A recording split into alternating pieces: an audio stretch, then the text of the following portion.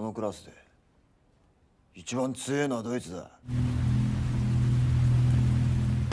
Halo teman-teman, selamat datang kembali. Pada kesempatan kali ini, saya akan membahas suatu film yang sangat epik pada zamannya. Ya, kalian pasti tahulah mengenai sosok pemuda tersesat ini. Menceritakan mengenai kisah suatu sekolah yang sama sekali tidak ada pelajaran.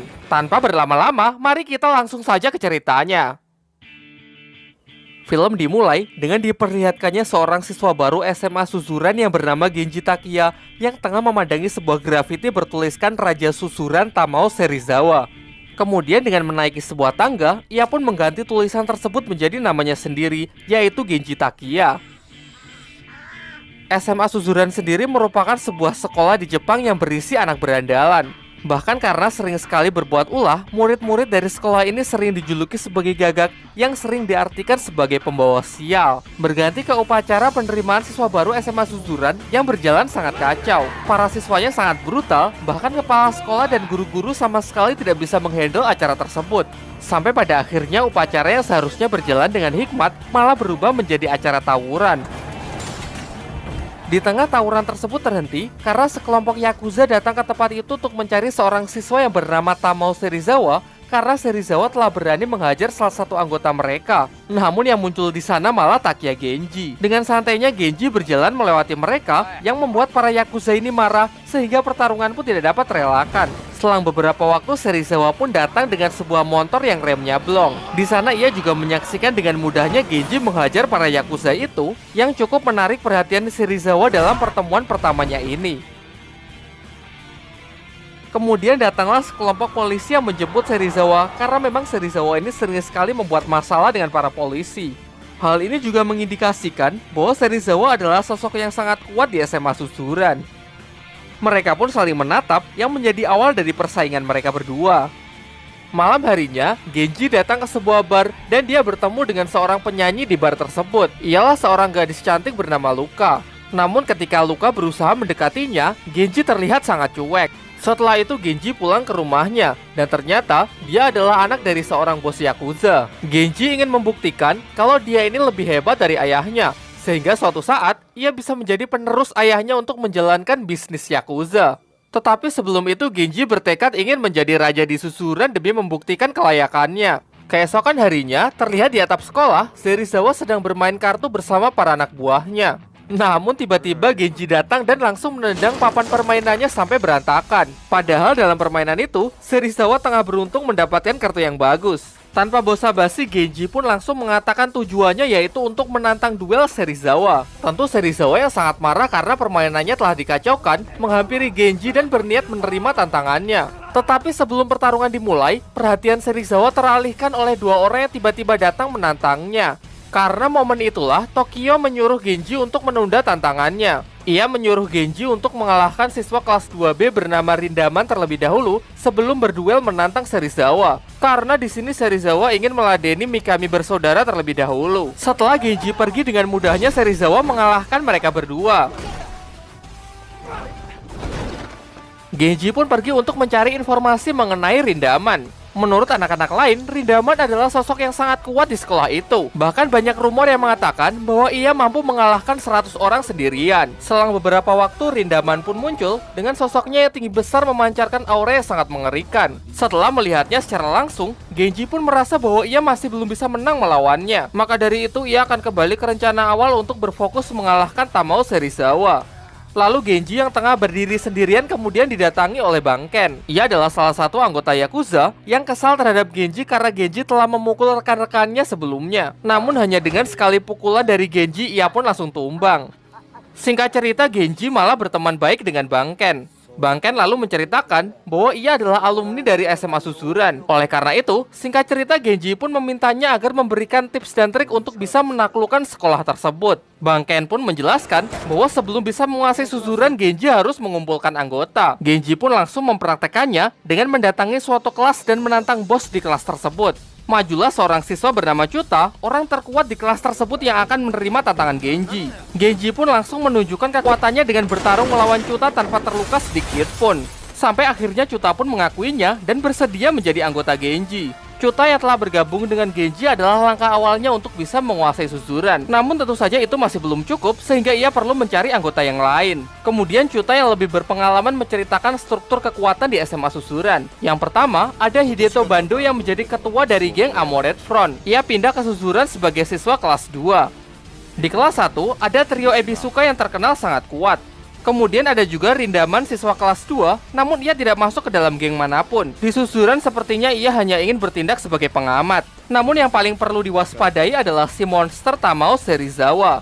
Kelompoknya adalah yang terbesar di Suzuran, dan dialah yang dianggap sebagai kandidat terkuat yang mungkin bisa menguasai sekolah tersebut. Dan kabar terbaru, Mikami bersaudara juga bergabung dengan Serizawa setelah mereka dikalahkan. Ada juga kelas 3C yang dikuasai oleh Takashi Makise. Meskipun ia sering kalah oleh Serizawa, namun ia enggan untuk menyerah dan tetap tidak mau mengakui Serizawa. Itulah sebabnya ia memiliki pengikut yang cukup banyak. Tetapi meskipun memiliki pendirian yang sangat kuat, Makise sangat lemah terhadap wanita. Karena itulah Bangken memiliki ide untuk mencarikan Makise perempuan agar ia bersedia bergabung dengan Genji. Genji pun lalu menemuinya dan mengundangnya datang ke sebuah grup kencan bersama para perempuan. Malam harinya, Makise memenuhi undangan itu dan datang ke sebuah kafe. Genji mengajak Luka dan 2 orang teman ceweknya untuk datang ke kencan itu. Karena tak tahan melihat gadis-gadis cantik di depan matanya, Makise pun langsung keluar di tempat. Ternyata sejak awal ia memang memiliki kelainan yang sangat aneh. Acara mereka pun sangat canggung dan tidak berjalan sesuai rencana. Namun di sini Bangken sudah menyiapkan rencana cadangan, yaitu dengan menyuruh Chuta agar menggoda perempuan incaran Makise agar Makise nantinya bisa bertindak sebagai pahlawan. Tetapi di luar dugaan, Luka yang tidak terima temannya diganggu langsung mengambil sebuah garpu dan menusukkannya ke Chuta. Kini karena insiden itulah rencana mereka jadi ketahuan. Luka dan kedua temannya pun marah lalu langsung pergi meninggalkan tempat itu. Dengan ini rencana Genji dan kawan-kawan pun gagal total. Bahkan Genji malah sampai menangis karena dimarahin oleh Luka. Karena rencana kencan telah gagal, Bangken pun mengusulkan untuk pergi ke tempat pijat plus. Namun bahkan cuma mendengar hal itu, Makise pun langsung keluar di tempat. Karena hal itulah Genji malah membelikan celana yang baru untuk Makise. Momen-momen itulah yang kini membuat mereka bisa tertawa bersama. Singkat cerita, karena keseruan di malam itu, Makise pun bersedia menyerahkan kelas C di bawah kepemimpinan Genji. Kabar Makise yang telah ditaklukkan oleh Genji sampai ke telinga Serizawa. Namun Serizawa sama sekali tidak cemas dan terlihat santai-santai saja. Keesokan harinya, pemimpin dari kelas 3D bernama Izaki datang menemui Genji. Ia dengan sukarela menawarkan dirinya untuk bergabung, namun di sini ia malah menjebak Genji. Sendirian Genji pun dikepung oleh puluhan anak buah Izaki.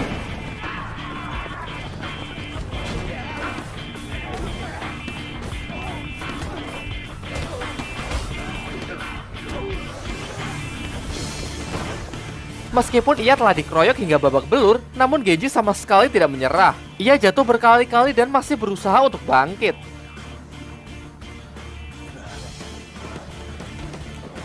Hal inilah yang akhirnya membuat Izaki luluh karena melihat tekad Genji yang begitu kuat. Ia pun malah menggendong Genji ke tempat Chuta dan Makise dan menyatakan kalau ia bersedia bergabung dengan Genji. Kini secara resmi Genji pun telah berhasil mendirikan gengnya sendiri yang ia beri nama Genji Perfect Seiha atau yang disingkat GPS.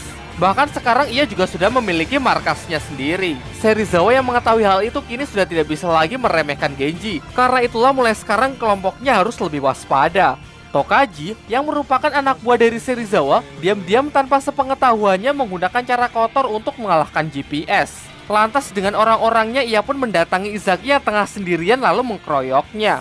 Genji dan kawan-kawan pun dibuat sangat kaget ketika melihat Izaki dengan luka yang sangat parah.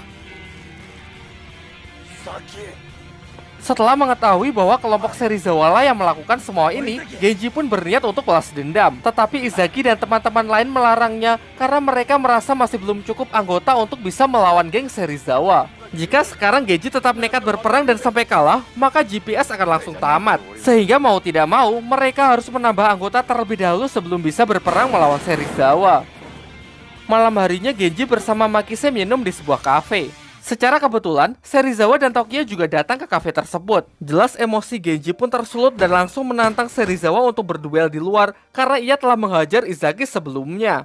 Di sini Serizawa dibuat bingung oleh perkataan Genji karena ia memang tidak mengetahui apa-apa. Namun di tengah ketegangan mereka, penyakit Tokyo pun kambuh yang membuatnya jatuh pingsan. Dari sini akhirnya pun diketahui bahwa ternyata Tokyo mengidam suatu penyakit otak dan harus segera dioperasi. Akan tetapi peluang keberhasilan operasi tersebut tidak lebih dari 30%. Meskipun selama ini Tokyo selalu menyembunyikan penyakitnya dari Serizawa, namun sebenarnya Serizawa sudah mengetahui penyakit dari sahabat dekatnya tersebut. Di sisi lain, Genji merasa sangat kesal karena ia tidak bisa meluapkan emosinya kepada siapapun. Mengingat untuk melawan Serizawa GPS kekurangan anggota, ia pun masuk ke kelas-kelas dan menghajar semua orang secara membabi buta supaya bisa merekrutnya.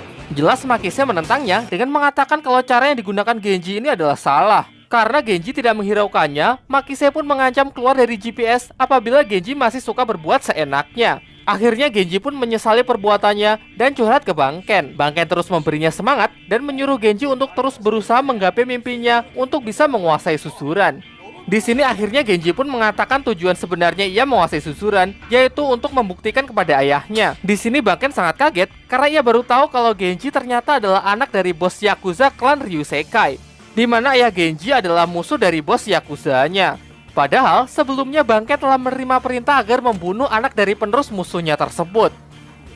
Banken lalu datang ke ayahnya Genji untuk memperingatkan kalau bosnya berniat untuk membunuh Genji. Tetapi setelah mendengar semua itu, ayahnya Genji terlihat santai-santai saja. Sebelum pergi, Banken lalu memberikan sepucuk surat untuk dititipkan kepada Genji.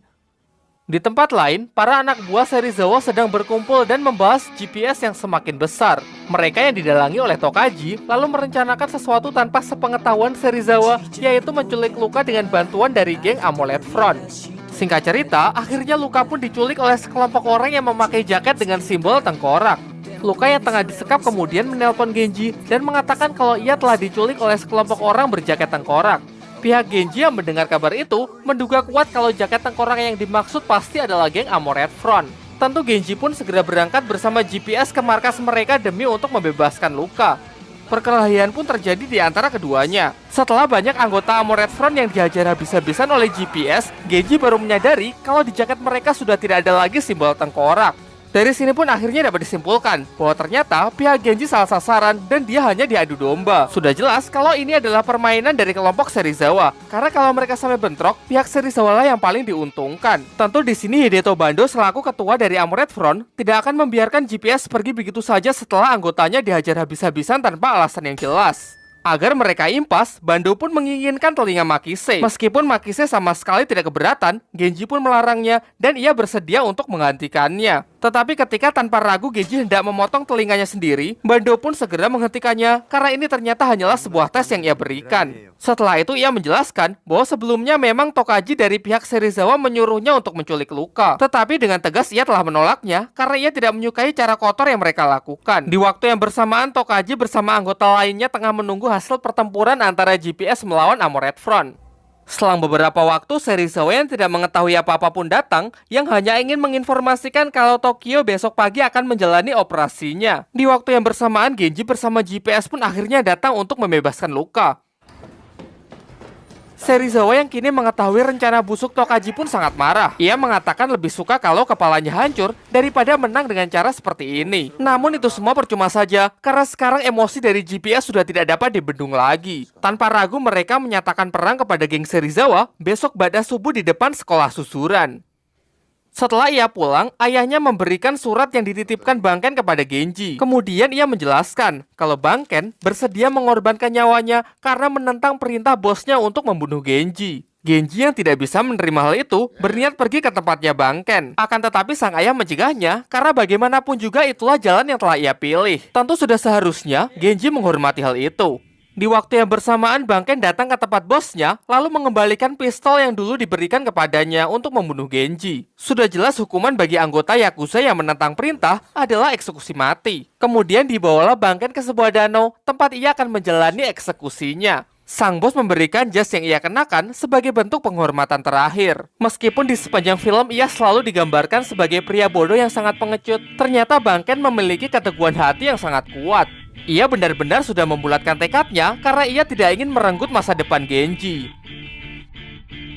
Singkat cerita, Genji pun sudah siap dengan pasukannya. Begitu juga dengan Serizawa yang siap menunggu kedatangan GPS. Sebagai pimpinan, ia juga memberikan semangat kembali kepada Tokaji yang sepertinya telah menyesali perbuatannya. Ia mengajaknya untuk bertarung bersama demi membuat bangga Tokyo yang tengah berjuang dengan operasinya.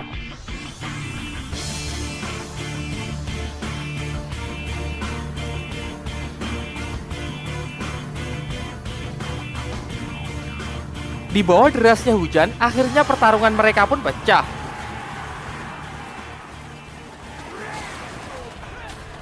Di pertengahan, pihak Serizawa lah yang terlihat menguasai jalannya pertarungan. Karena memang sejak awal, GPS memang sudah kalah jumlah. Namun keadaan pun menjadi seimbang setelah kedatangan Armored Front yang dipimpin oleh Hideto Bando. Ia pun bertarung membantu GPS karena kesal kepada pihak Serizawa yang sebelumnya telah mencemarkan nama baik mereka.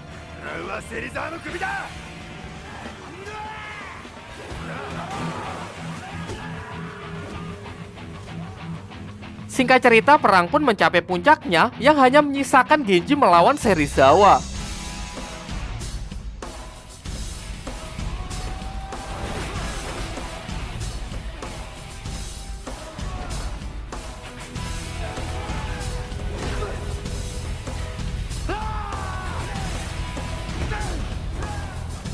Kembali ke tempat Bangken yang tengah menjalani eksekusinya. Ia pun ditembak beberapa kali dan langsung dijatuhkan ke dalam danau.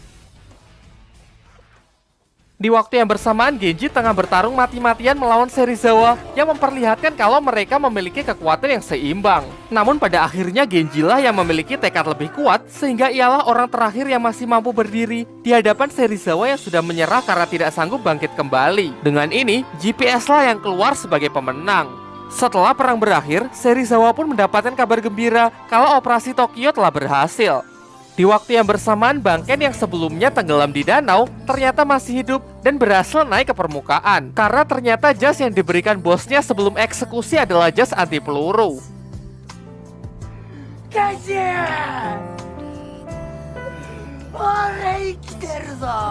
Di akhir film kita diperlihatkan Serizawa yang telah sembuh dan Tokyo yang sudah keluar dari rumah sakit. Sedangkan Genji yang kini telah menjadi pimpinan tertinggi di susuran belum merasa puas kalau belum menang bertarung melawan Rindaman. Namun sayangnya mereka berada di level yang berbeda dan tamat.